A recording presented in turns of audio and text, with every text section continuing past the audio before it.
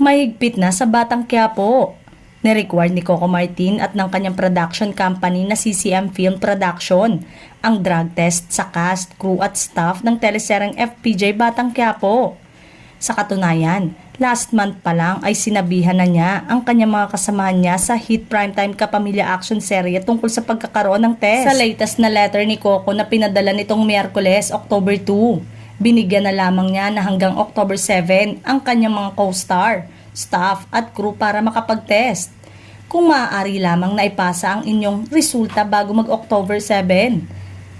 Kung hindi po makakapagpasa bago ang nasabing araw, hindi po muna mapapayagang pumasok, say ni Coco sa kanyang sulat.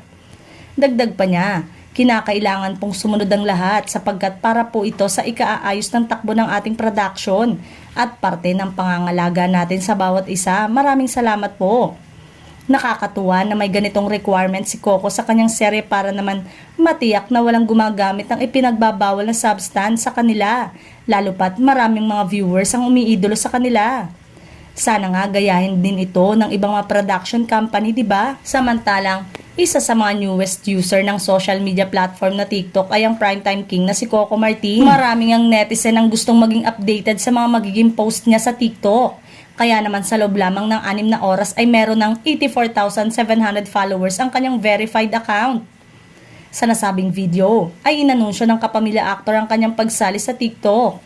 Matagal ko pong pinag-isipan ito at hanggang ngayon desidido na ako. Gagawin ko ito para sa kinabukasan ko, sa kinabukasan ng aking pamilya, at sa kinabukasan ng lahat ng mga Pilipino, say ni Coco.